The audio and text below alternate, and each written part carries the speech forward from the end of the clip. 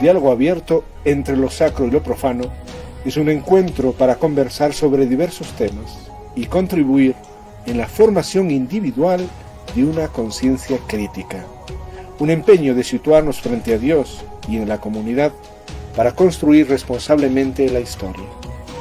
Conversamos y compartimos en diálogo abierto entre lo sacro y lo profano. Bienvenidos.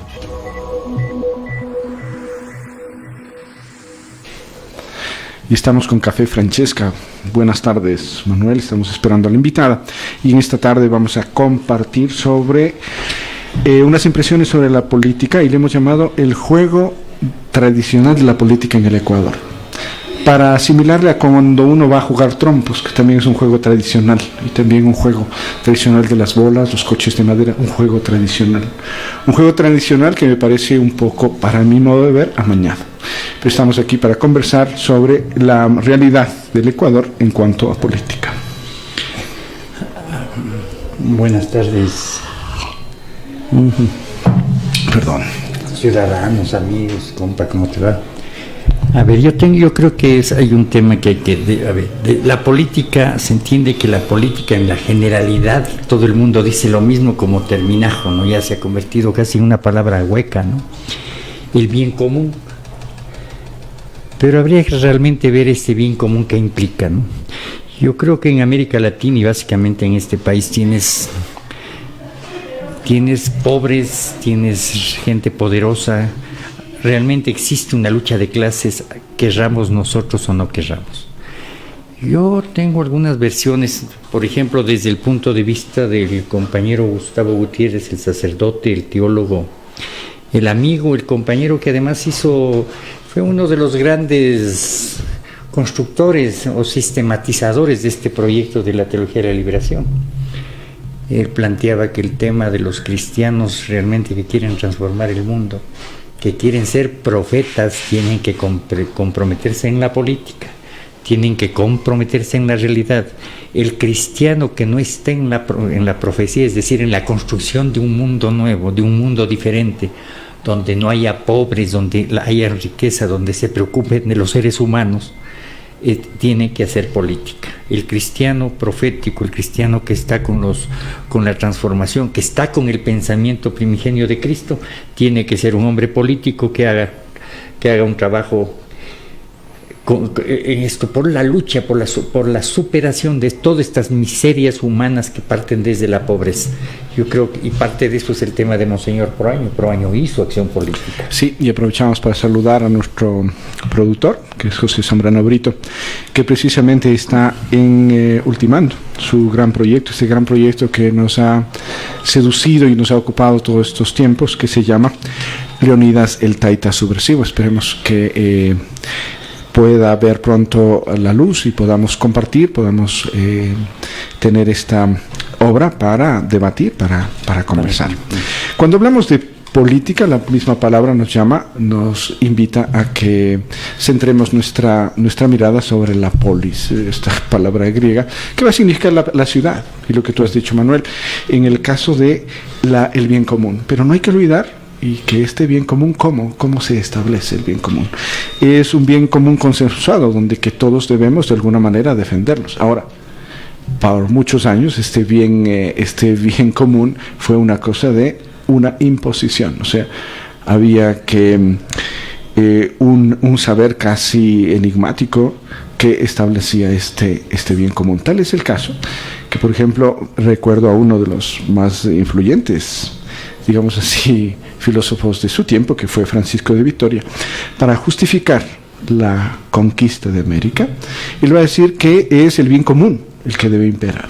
O sea, un bien común ¿y qué es el bien común? En el caso de ellos están hablando de la fe como un bien absoluto. Entonces, obviamente decían, si es que el jefe tribal, no busca el bien común de la gente, o sea, ¿qué significa eso? Que se conviertan a la fe verdadera, pues debía ser removido, ¿no? Esto ahí están los escritos. Pero claro, ¿cómo vamos a fijar este bien común? ¿Cómo vamos a tener la oportunidad de consensuar, de conversar? Cuando encontramos en nuestro Ecuador, y esto valdría la pena que nos detengamos para pensar en cómo en nuestro Ecuador se ha dado esto? ¿De dónde existe un bien común? ¿Quién es el que ha determinado ese bien común? Claro, yo creo que el tema es eso, o sea, realmente, ¿quién decide el bien común? ¿Cómo se construye el bien común? Claro, si uno se pone a averiguar, qué sé yo, a un partido, por ejemplo, que además utiliza el nombre de cristianos para hacer su acción política, que me parece hasta doloso, el Partido Social Cristiano, ¿cuál es el bien común? Han estado en el poder. ¿A quién beneficia el bien común del Partido Social Cristiano? Sí, pero tú, a los grupos de poder. Te hago un paréntesis, porque claro, aquí es esto, porque ha habido en algunas otras partes partidos que se han puesto con el nombre cristiano y han hecho una excelente labor. La parte en Alemania, por ejemplo, y también en Italia, donde que sí ha habido una colaboración de estos partidos políticos que no sean simplemente de nombre, ¿no? Verás, en Chile, en América Latina, en la década del 70, Cristianos por la Liberación construyeron y constituyeron la izquierda cristiana en Chile. Hay gente que desde la visión de los cristianos, también por esto te digo, yo creo que el bien común depende de dónde te ubicas. O sea, si estás con el poder, el bien común es para beneficiar el poder. Si estás desde el pueblo, el bien común es para luchar contra ese poder, para crear un contrapoder, para generar una alternativa de otro tipo. América Latina es uno de los continentes, y este país, de los más pobres y donde mayormente se expresa la desigualdad social. Aquí hay unas pobrezas extremas, no solamente materiales, sino humanas, ¿sí? Desgraciadamente, la mayor parte de la pobreza obviamente está en los sectores pobres, en la mayoría de la población, campesinos, obreros. Claro, la pobreza material, la pobreza espiritual también está en los otros, ¿no? En los que explotan. Pero ahí no puedes dejarle el peso solamente en esta lucha de poder. Yo recordaría una de las cosas interesantes del magisterio de Juan Pablo II, que va a recoger precisamente el pensamiento de la teología de la liberación, que va a llamar la estructura de pecado. Una estructura que en sí mismo es mala. Y eso, por ejemplo, habría que recuperar. Pero yo quiero indicar una cosa. Mira que cuando comienza aquí a trabajarse el Estado, es un Estado fuertísimo, es el que se impone. Y de aquí para acá se han venido a pelearse, no en este caso el paradigma en el que están, que es un paradigma de despotismo, de cacicazgo, como el que ahorita lo vemos. Y inclusive en esto, el marxismo tampoco es que ha hecho mucho, porque lo único que hace es tratar de poner un Estado fuerte nuevamente, que es el que va a tratar de desarrollar y que va a distribuir la riqueza que se pueda, que todos van a trabajarla, ¿no? Pero el esquema, el paradigma sigue siendo el mismo. O sea, no estamos trabajando ahí con lo que significa las personas. Por eso es lo que yo te corté ahorita. Y claro, el caso está en el ciudadano, como palabra de ciudadano. O sea, tú tienes que capacitar, y ya el mismo Aristóteles en su obra, que también se llama Política, ¿recuerdas esto? Que es interesante. El factor educación es un factor fundamental. Tú no le puedes quitar la palabra, tienes que darle la palabra para que esa palabra pueda precisamente formar el bien común, ¿no? El consenso. Pero verás, yo sí creo que el tema de la política del bien común tiene dos aristas, creo yo, fundamental. Lo uno es crear ciudadanos que empiecen a luchar realmente por sus derechos. Crear seres humanos que empiecen a luchar realmente por otro tipo de sociedad humana, solidaria, fraterna, pero también luchar por un tipo de Estado que garantice los derechos del conjunto de la sociedad, realmente crear un Estado de Derecho, que es lo que no pasa en América Latina, porque cuando les conviene, el caso más patético, inclusive un país con un proceso de crecimiento económico, con un proceso democrático tan alto como el boliviano, no le gustó a la burguesía y al gran capital imperialista, entra y destruye un proceso democrático como el boliviano, ¿sí? Estamos viendo que un país como el chileno, donde en cambio has vivido 30, 40 años de una ficción, entre comillas, democrática, hoy en 4 meses no pueden neutralizar la lucha social, ¿no? Y la gente ya ha rebasado cosas y está en otro patín. Yo sí creo que el tema de la política es un tema bastante complejo que hay que pensar. Hoy mismo hablaba un abogado aquí en un programa de la famosa necropolítica, que es la muerte de los pobres. O sea, hay gente que está pensando realmente en matar pobres en América Latina. Porque además, ¿qué va a pasar en estos modelos de desarrollo en América Latina? ¿Tenemos posibilidad realmente de construir sociedades de otro tipo? ¿Es posible construir estados de derecho? ¿Es posible que en nuestro país podamos construir una organización social y nuestros pueblos quieran luchar realmente por transformar las sociedades? Y en el caso nuestro, lo tuyo más que mío, en el caso de los cristianos, ¿cuál es la obligación de los cristianos para pelear por este proceso de transformación? Y los que no son cristianos, los que no creen o los que son marxistas, ¿cuál realmente es el problema en este rato en este país? ¿Cómo luchar frente a todo este sistema oprobioso que hoy vivimos? Si uno viaja por Quito, Guayaquil, o viaja por este país, yo creo que llega un rato hasta ensuciarse, ¿no? Todo lo que tienes como política es sucio, es malo. Han destruido todo tipo de Estado de Derecho. O sea, realmente el tema es gravísimo lo que pasa en este país. Frente a todo esto, ¿qué construir? ¿Cómo caminar? ¿Cómo reconstruir un país? ¿Cómo hacer un país realmente de seres humanos, de personas? Yo sí creo en eso, lo que decía alguna vez el compañero Monsiváis, el mexicano. Una cosa es seguir pensando en públicos y otra es pensar en pueblos. Yo creo que la política va por cómo pensar en pueblos. Cuando tú has citado eso de la ¿no lo has puesto? La necropolítica. ¿Te acuerdas de la gran obra de Theodor Adorno? La dialéctica negativa. El poder, como decía Adorno, se va a fundamentar sobre los muertos. Para esta conversación de esta tarde tenemos a un invitado muy especial. Cuando me lo presentaron el día de ayer, me presentaron con un talante bastante de mucho carácter. Es la directora de una de las escuelas de la Universidad Central del Ecuador. Es PhD. Y nos acompaña esta tarde precisamente no para, quizás le tendremos de invitado muchas veces, pero en esta tarde nos va a acompañarnos en esta conversación sobre la política. Buenas tardes, bienvenida y espero que le guste Café Francesca. Muchísimas gracias, me siento muy cómoda y sí, el cafecito sin azúcar me sienta muy bien, gracias. Me olvidé, es Anita. Bueno, esto es interesantísimo. Cuando le subimos la invitación, el nombre, le hemos puesto Ana Lucía Arias, pero inmediatamente alguien puso y replicó y difundió y enseguida puso la doctora Anita Lucía Arias. Muy gentil. No, eso no es mío, es lo de él. No le hace mucho. Muchas gracias. Muy interesante, escuchaba con mucha atención la exposición que hacía el compañero Manuel Pérez. Sin embargo, yo creo que realmente al término política se lo ha manoseado. Considero que la política per se no es buena ni mala, hablando en términos sacros, y hablando en otro tipo de términos tal vez menos sacros, no es ni ética ni poco ética por sí, sino por el uso que se le da. En ese contexto, considero que lo que actualmente entendemos por política está haciendo juego precisamente quienes detentan el poder, y entonces a los jóvenes se les dice que no hay que hacer política, cuidado se haga política porque entonces eso es incorrecto, eso está mal, y todo lo contrario, nuestros jóvenes deberían estar haciendo política.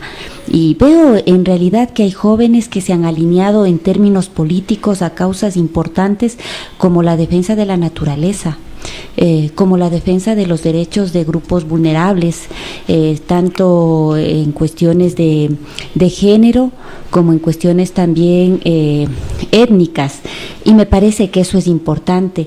Tal vez los jóvenes de mi generación hacíamos política en términos de la defensa de la universidad, estábamos todavía un poco manchados, o no decir manchados, teñidos, matizados por las luchas de los 70, en fin, y pues teníamos otro tipo de concepción de la lucha y de lo que los jóvenes debíamos hacer. Pero me ha parecido muy interesante y solamente quería tal vez ampliar este término, ¿no es cierto?, de que en efecto la política no es buena ni mala per se. Es el uso que se le da lo que le da esos tintes. En esta tarde tenemos un encuentro particular entre Manuel Pérez, que tú has sido político y tú has estado militando. Tenemos a Anita Lucía Arias, que yo creo que entra en la vida política. será parte de este pueblo. Yo soy un apolítico, como dice Thomas Mann, y en eso me mantendría. O sea, una parte en defensa de lo apolítico, lo impolítico. O sea, la parte está en que nos permite pensar en una especie de, como decía Hannah Arendt, pues ella, cuando le decían, bueno, ¿y usted cómo se define? ¿Es filósofa? No, decía ella decía que era una pensadora política.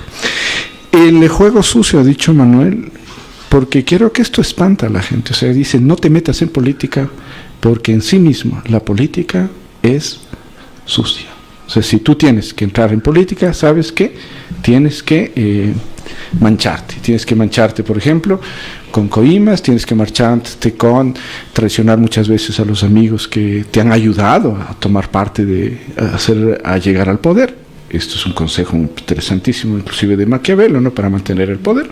Pero, claro, ¿se puede dignificar la política? Usted ha dicho que es una cosa que no es ni buena ni mala, pero en nuestro caso, en el caso ecuatoriano, ¿cómo le ve en los factores políticos? ¿Existe esta mancha de la política? ¿Uno, si se mete en política, llegaría a mancharse? Yo en mi juventud fui política. Fui presidenta de la Asociación de Estudiantes de mi carrera, fui presidenta de la Asociación Femenina Universitaria, entonces tuve una militancia política de izquierda. No tengo actualmente una militancia política, pero creo que cuando trabajamos en una tendencia, la lectura, el análisis, la discusión le marcan y uno queda de por vida con una tendencia, con una, si no es militancia, ¿no es cierto?, pero sí con una identidad política.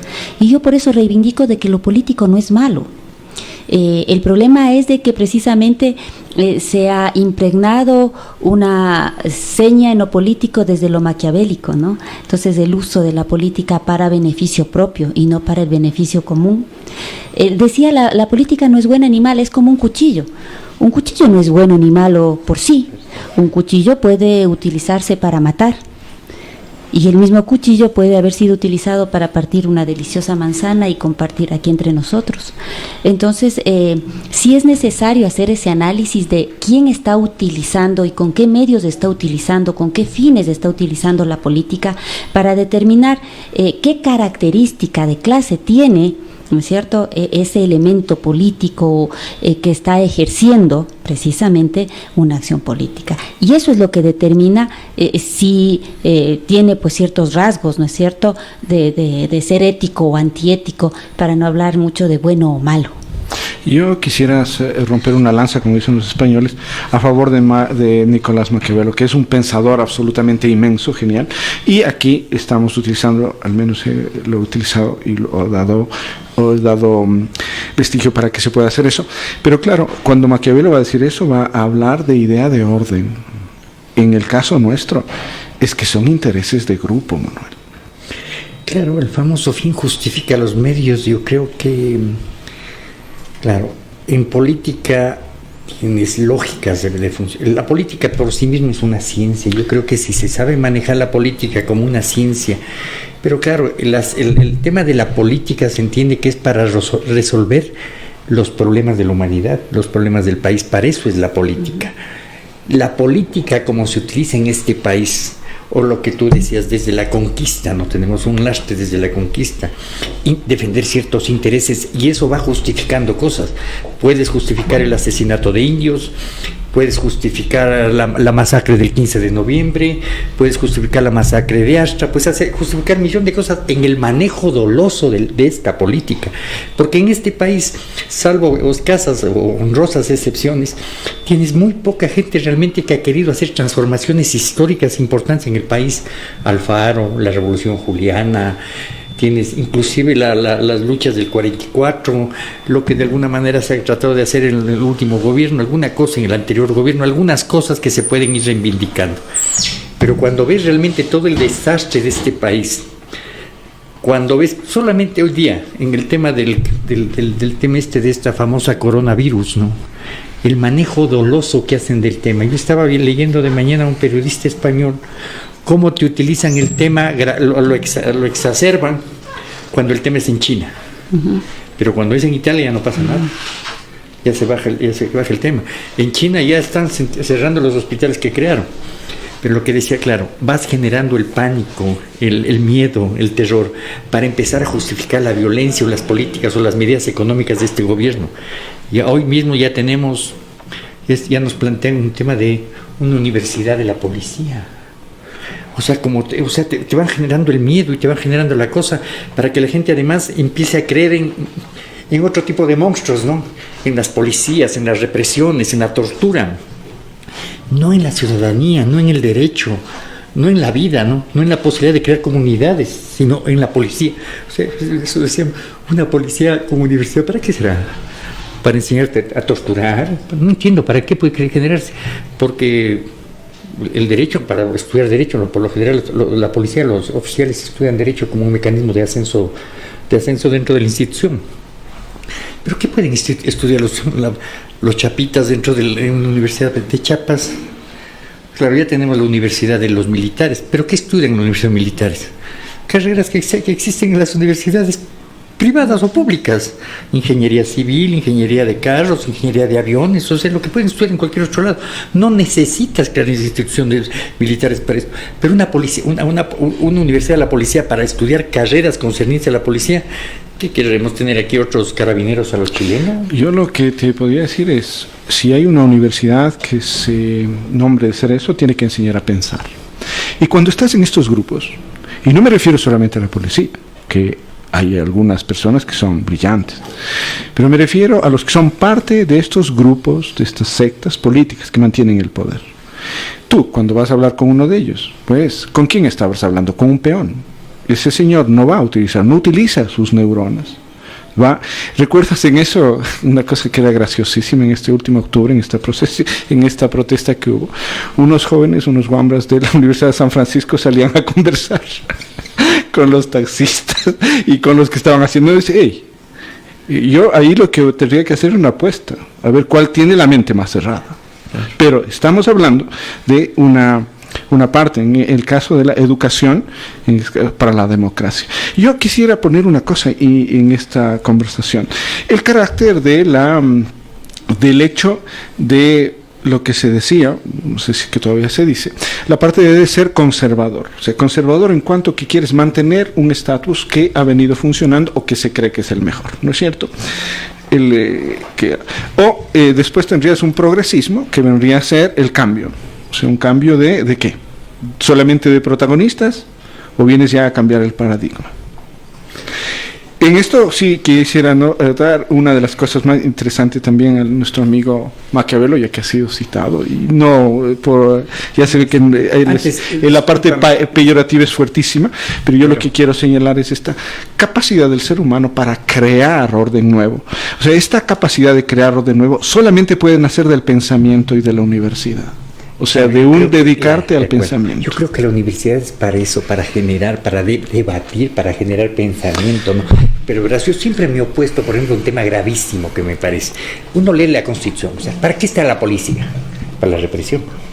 ¿Para qué está el ejército? Dice que para defender las fronteras. O sea, el mejor ejército del mundo es el que mejor mata, pues. Es el más eficiente para matar. Para eso está hecho el ejército, no está hecho para otra cosa.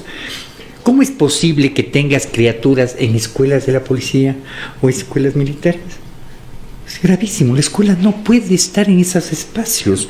Yo no creo que el tema sea religioso, o sea, aquí hay un manejo, si quieres, no estamos construyendo realmente un país diferente, no estamos construyendo una sociedad diferente cuando permitimos que sectas, iglesias, todo el mundo quiera tener colegios, universidades, los militares, la policía. Lo que menos estás haciendo es un Estado de Derecho. No estamos construyendo un Estado de Derecho porque, ponte, si vos eres católico, es el padre Fermín. O sea, si vos eres católico, ¿dónde enseñas la religión? En la vida, con tu prédica, en la iglesia. O sea, no necesitas, qué sé yo, otros instrumentos para la vaina. El que es médico tiene que usar la cirugía, ¿no? Y no hay cirujano católico evangélico. Su papel es curar enfermos. El papel del sacerdote o de los grupos católicos es difundir su vaina espiritual. Pero no puedes utilizar estos espacios. Estamos destruyendo la sociedad ecuatoriana.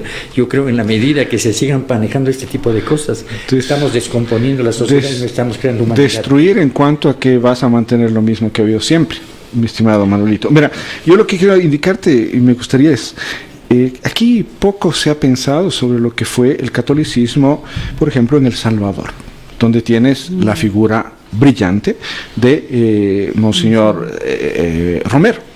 Pero Monseñor Romero, imagínate, solamente estuvo 3 años en su conversión. Antes de eso, ¿qué era? Era un militante de unas filas, que gracias a una chispa de pensamiento, de razonamiento sobre su propia situación, se da cuenta que ese no es el camino de la fe que él profesaba.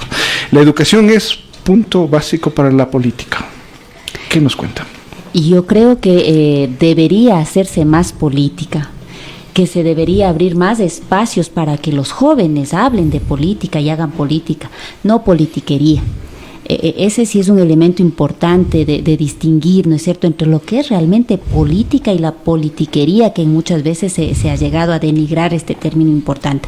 Entonces yo creo que cuando se abran espacios para el pensamiento, para la reflexión, para el análisis, para que los jóvenes propongan cosas nuevas, para que en conjunto se pueda debatir y analizar los problemas de la sociedad y buscar caminos nuevos, entonces se está haciendo una política en función de una sociedad y no la política que los que detentan el poder pues quieren que se ejerza, ¿no? Y que muchas veces es una politiquería. Entonces yo sí creo que es fundamental que la sociedad en su conjunto haga política. El momento en que todos hagamos política y hagamos política en función no de los intereses personales, no de los intereses individuales, sino de los intereses colectivos, grupales, lo que hacía Monseñor Leonidas Proaño era hacer política, ¿o no? Desde mi punto de vista, Monseñor Leonidas Proaño fue uno de los políticos más coherentes entre su teoría y su práctica. Me parece que fue un educador político. Yo he tenido el gusto de compartir con personas de la provincia de Chimborazo que conocieron de cerca a Monseñor Leonidas Proaño, y ellos siempre sacan algún extracto, alguna idea. Esto decía Monseñor Leonidas Proaño, así explicaba Monseñor Leonidas Proaño, y realmente él lo que hacía era hacer una educación política hacia la gente, de en primer lugar apropiarse de su realidad, ser consciente de su realidad, pero también de su potencialidad, y al ser consciente de su realidad y de su potencialidad y de la potencialidad del colectivo, ejercer acciones que le permitan reivindicaciones grupales y no individuales. Creo que eso es lo fundamental en la política, el hecho de rebasar esa mirada individual. Cuando me hacía la invitación, me decía, vamos a trabajar sobre los partidos políticos, queremos hablar sobre los partidos políticos, y tiene estrecha relación obviamente con el tema que estamos debatiendo, y un poco reflexionaba y decía, claro, los partidos políticos tienen un problema fundamental, que es que en su gran mayoría responden a intereses grupales o individuales.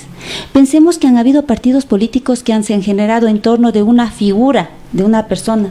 El partido de Álvaro Noboa es un partido en torno de una persona. ¿Qué ideología le mueve? ¿Qué interés colectivo le mueve? Habría que analizar, ¿no? Y así se han dado N partidos políticos, tenemos una cantidad muy importante.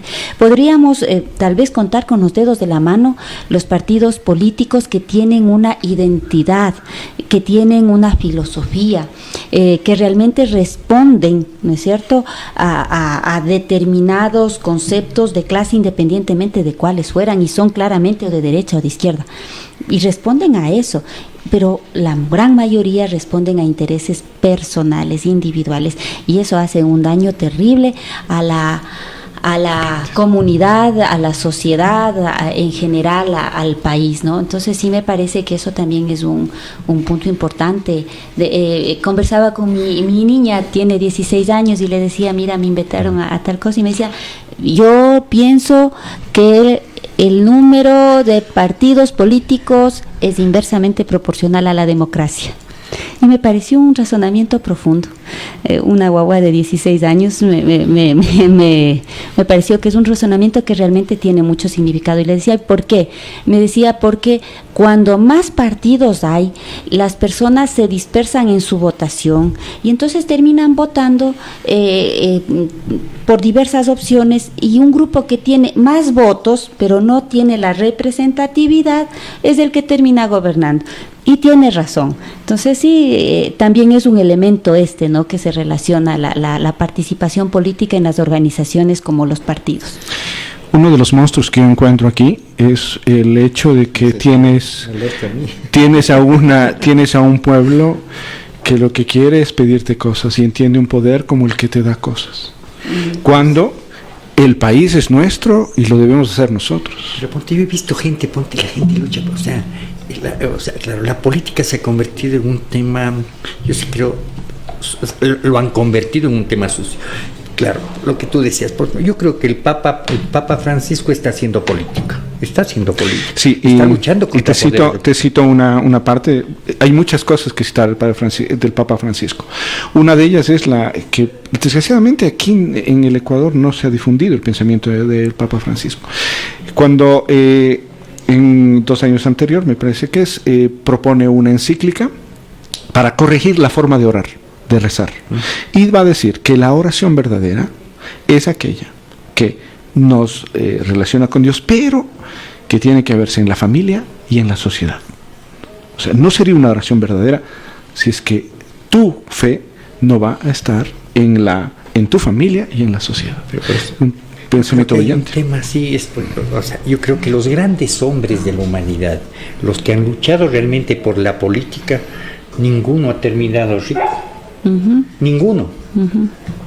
Si quieres, desde el marxismo, desde posiciones humanistas, Gandhi,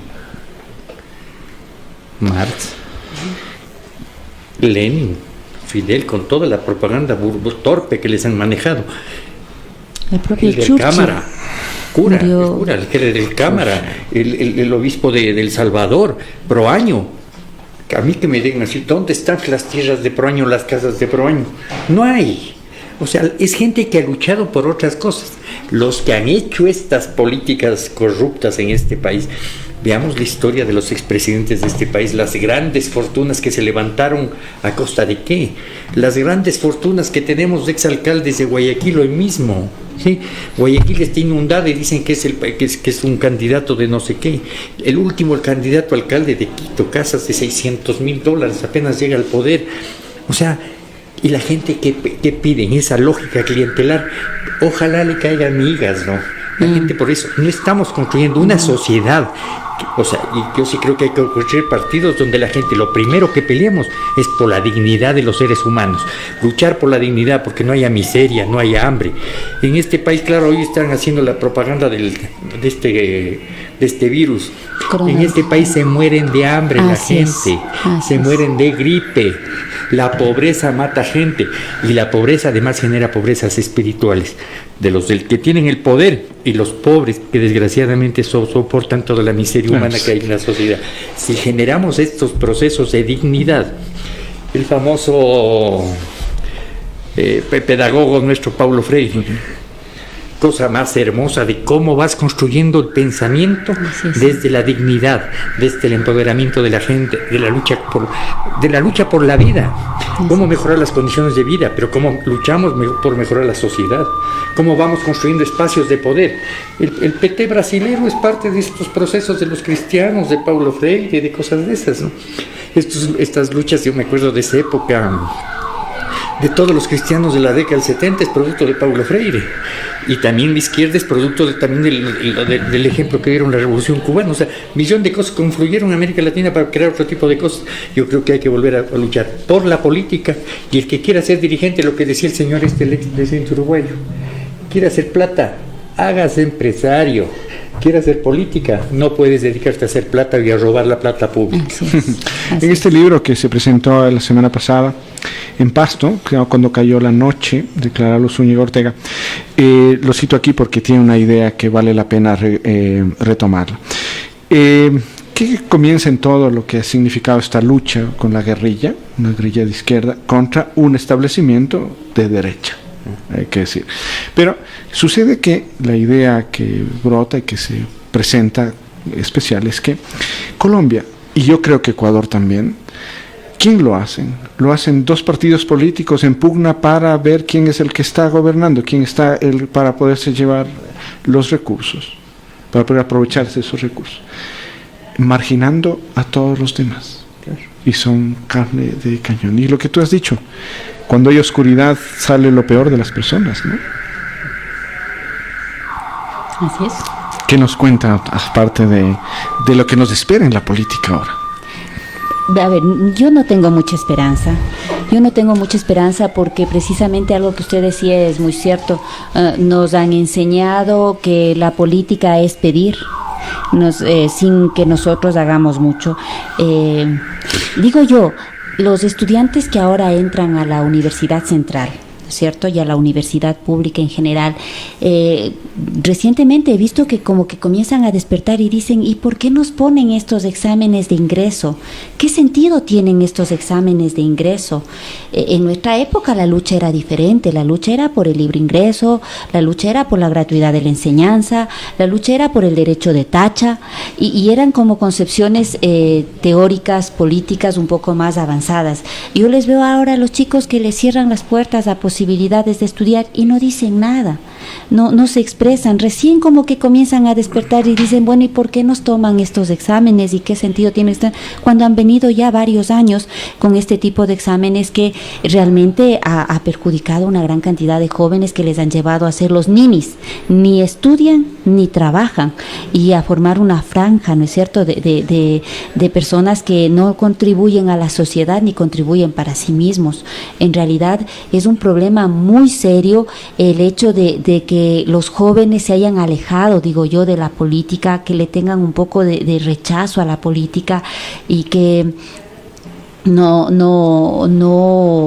generen acciones políticas. Y eso, la responsabilidad la tenemos nosotros, creo yo, también quienes hicimos política en un determinado momento, porque es posible que hicimos acciones que no eran las correctas y que han desvirtuado lo que es hacer política, y que de pronto ahora con una perspectiva, ¿no?, de los años, de ver las cosas, se puede evidenciar los errores que se pudieron haber cometido. Pero yo considero que es fundamental que los jóvenes hagan política. Me da mucho gusto cuando veo jóvenes que protestan por la naturaleza, por el cuidado del ambiente, por el derecho que tienen las personas de diferentes tendencias sexuales o de diferentes etnias.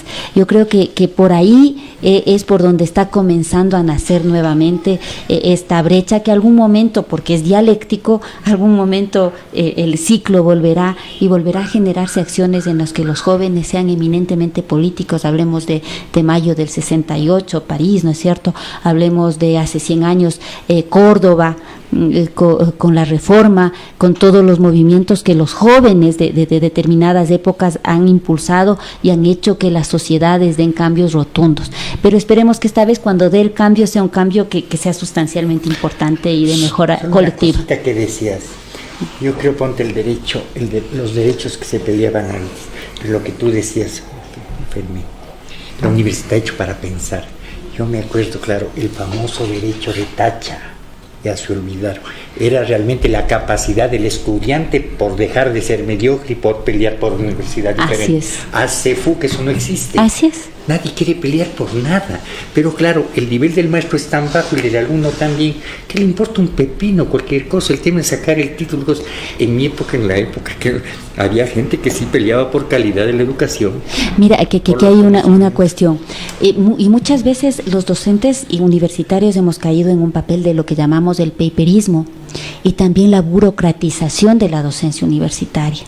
Ahora los docentes universitarios quizá nos tienen más tiempo, o un tiempo importante, dedicados a hacer procesos administrativos que, entre comillas, te permiten el aseguramiento de la calidad. Ahora hay que definir qué mismo es calidad, ¿no? Si calidad es tener un conjunto de papeles que te dicen que eres muy organizadito, muy ordenadito, o si calidad es, por ejemplo, trascender en la sociedad, es solucionar los problemas de la sociedad, de la naturaleza, del entorno, ¿sí?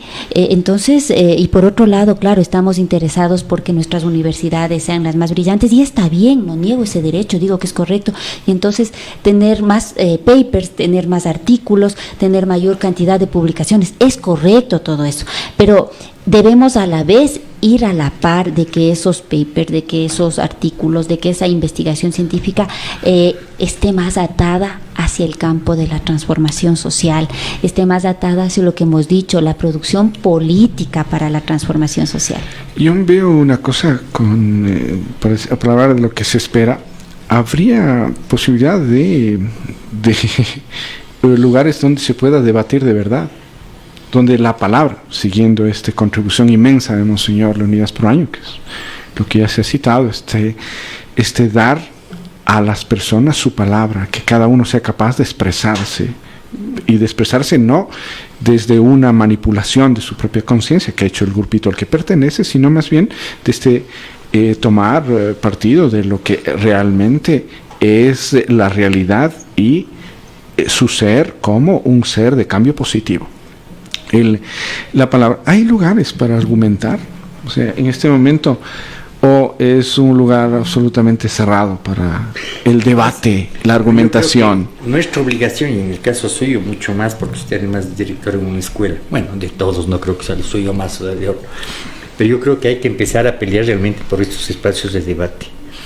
A mí me da pena ver, aunque a algunos no les gusta, cómo realmente aquí tenemos. El otro día leí un artículo, la propaganda que le pasan, sea inteligente, recicla la Coca-Cola. Estamos en un mundo así donde estamos viviendo un mundo donde nos manejan y hacen lo que les da la gana de nuestras... Claro, yo me acuerdo haber visto videos de esta Coca-Cola, y así es todo, ¿no? En marquetería política, ¿cuál es el referente para estudiar marquetería política? Yo he estado en algunos seminarios de marquetería política. El referente es la Coca-Cola. ¿Cómo vender basura? Ese es el tema, ¿cómo venderte basura? Pero el tema es ganar harta plata. La venta de la basura es la Coca-Cola. Con ese ejemplo se maneja la marquetería política. Ahora hay marquetería política de la Andina, de la Yalamora, es lo mismo. Es cómo vender basura y decirte que es la chispa de la vida. Dicen que la Coca-Cola sirve para destapar desagües. Pero te la venden como la chispa de la vida. ¿Qué cura la Coca-Cola? Nada. Es el engaño, la marquetería política. ¿Cómo te van engañando? Hoy mismo hay una propaganda brutal. 20 años del manejo social cristiano en Guayaquil. Llueve y se inunda, Guayaquil se destruye. El 80% de Guayaquil sigue siendo un tugurio espantoso. Y nos siguen vendiendo lo mismo y lo mismo. Y claro, lo que pasa es que como nuestro pueblo no tiene conciencia, eso lo dicen, la única posibilidad de transformación del mundo es cuando el pueblo tiene conciencia, cuando deja de que le sigan tratando como esclavo, cuando empieza a pensar por su liberación. Por eso es importante haber destruido a la teología de la liberación, a la izquierda, a Paulo Freire, a toda esta gente, porque es gente que generaban pensamiento, que generaban esto. ¿Quién lo ha destruido? Yo creo que fue la derecha, y nosotros lo que sea, ¿sabes lo que a veces sabes porque yo he visto a Gustavo Gutiérrez una sola vez, y claro, él decía, se imaginan, yo no me podía creer, decía Gustavo Gutiérrez, claro, no en estas palabras, estaba hablando italiano, y decía, imagínense, yo perseguido por la CIA, o sea, todo un proyecto de la CIA para hacer callar a Gustavo Gutiérrez. Claro, yo lo que quiero retomar es una cosa, es la parte esta, digamos, moral de la participación política, y entendiéndole ya en el sentido, porque ahorita solamente estamos siendo políticos los que se ponen delante y hacen soñar a la gente, les hacen soñar que les van a dar casa, que el bono va a ser ni sé qué, les hacen soñar. Entonces creo que la gente dice, yo con esto, les hacen soñar, están vendiendo absolutamente cosas ilusorias. El otro día yo leí un textito de este señor Ortiz que quiere reivindicar al cardenal de la Torre en su lucha anticomunista, porque él se prestó para la lucha con la CIA para romper relaciones del Ecuador con Cuba. Y él decía ahí, la teología de la liberación luchó por los pobres, primera farsa, y el tema de la caridad. La teología de la liberación nunca luchó por los pobres, la teología de la liberación luchó para que no haya pobres, que es otra cosa. ¿Sí? Y había que hacer una puntualización mucho más extensa todavía. Claro, y la caridad cristiana no es regalar limosnas, es comprometerte con el pobre para mira, transformar la sociedad. Esto es interesante. La teología de la liberación comienza después del Concilio Vaticano II. Esto es importantísimo. Pero antes de eso tienes ya prácticas concretas de gente que después va a pagar un precio bastante alto. Estamos hablando del mismo Monseñor Proaño, estamos hablando de Ángel Eli, estamos hablando de Herder Cámara, estamos hablando de tanta gente. O sea que ya había una una práctica de eso. La reflexión teológica va a venir después, como suele ser. Pero normalmente. verás, Orlando Falsborg habla de los cristianos que lucharon después del 60 por la liberación. Yo creo que antes tienes una cantidad de marxistas y de comunistas y de gente de izquierda y de nacionalistas que lucharon en América Latina por la liberación, y de liberales, ¿sí? Fueron decenas de miles, pero Orlando Falsborg decía, después del 70 de los cristianos en América Latina, por lo menos tienes varios decenas de miles de cristianos que deberían poblar las iglesias, porque son los nuevos santos de América Latina. Gente que luchaba, ¿por qué? Por la liberación, porque no haya pobres, Helder Cámara, Proaño, Méndez Arceo. O sea, esa es la gente que luchó conjuntamente con cantidad de gente de izquierda en América Latina por un mundo diferente. Retorno al tema de la parte moral, o sea, cómo puedes permitir quedarte vivir solamente con un sueño, o sea, tú que eres tu participación en la política, porque además, claro, los sistemas democráticos un poco aquí es absolutamente absurdo, porque la única vez que actúas algo en política es cuando vas a votar, absolutamente manipulado por la gente. Después ya no te piden para nada, o sea, ya ni siquiera te saludan los que están ahí, pero claro, dejarte convencer por sueños. Es que ese es el problema de la educación, es el problema que no tenemos una educación política. Entonces lo que usted dice, ¿no es cierto?, es totalmente cierto.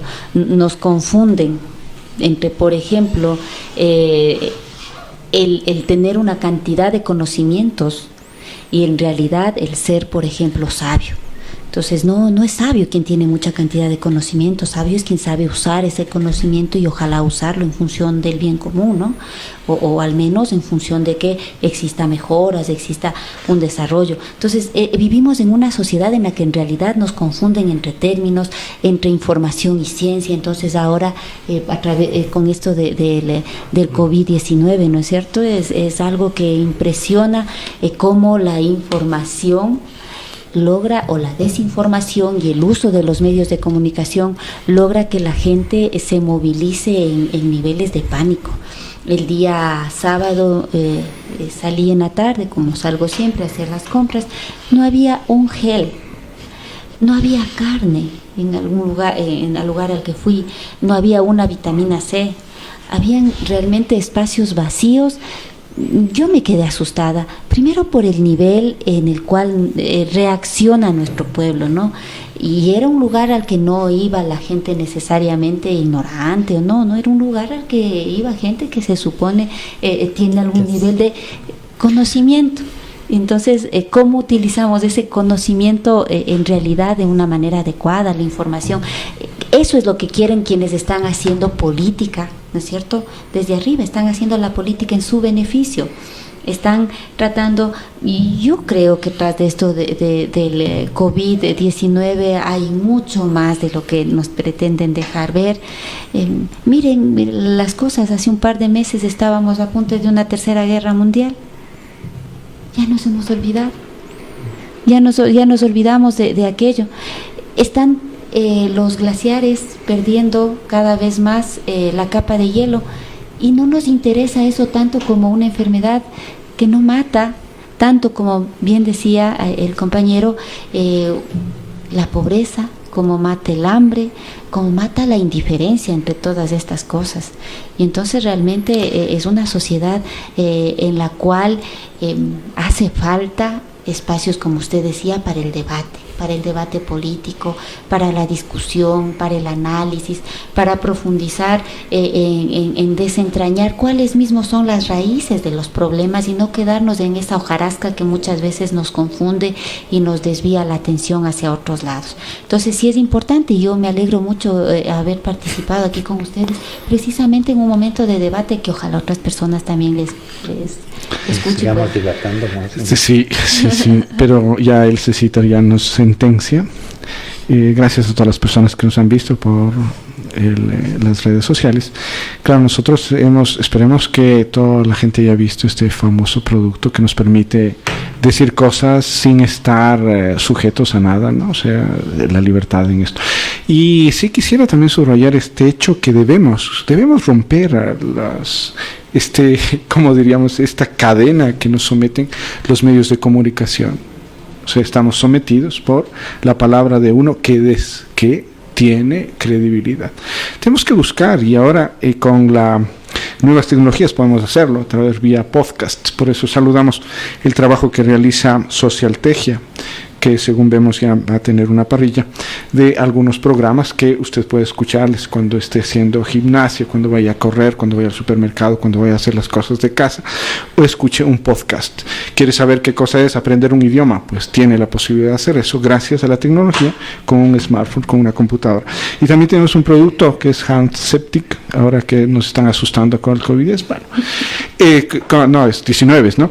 Pero el caso está en que lo bueno de esto, yo le veo una cosa, es volver a lo que son nuestras, o sea, que tenemos que tener normas adecuadas. Sí. Muchas veces, la gripe es una enfermedad terrible, o sea, y creo que el porcentaje de muertes por gripe, digamos así, estacional, es mucho mayor al del coronavirus.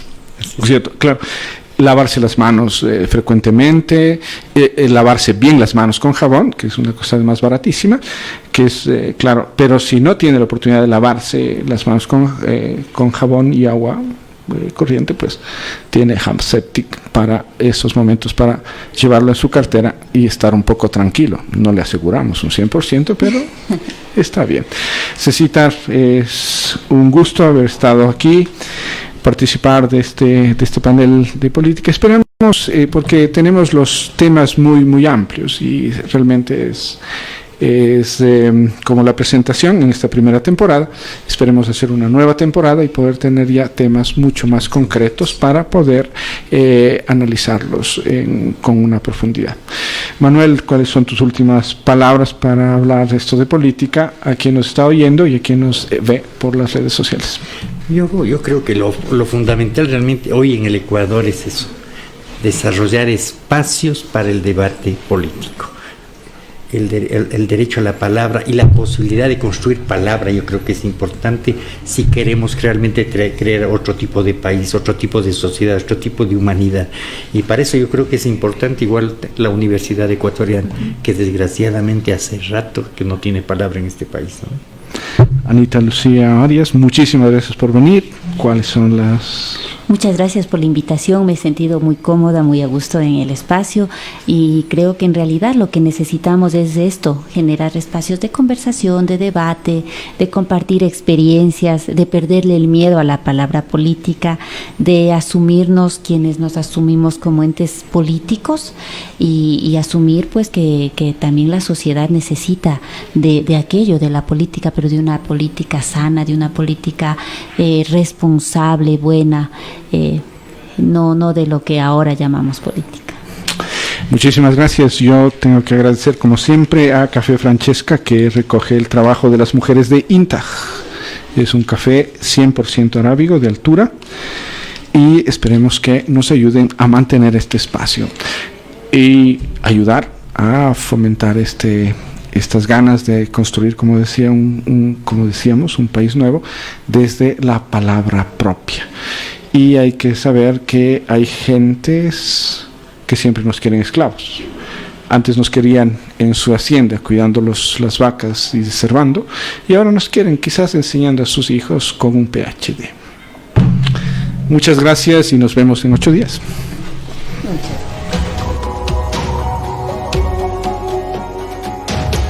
Quienes hacemos diálogo abierto entre lo sacro y lo profano, agradecemos su atención. Esperamos sus comentarios y sus sugerencias, en este afán de construir responsablemente la historia. Hasta pronto.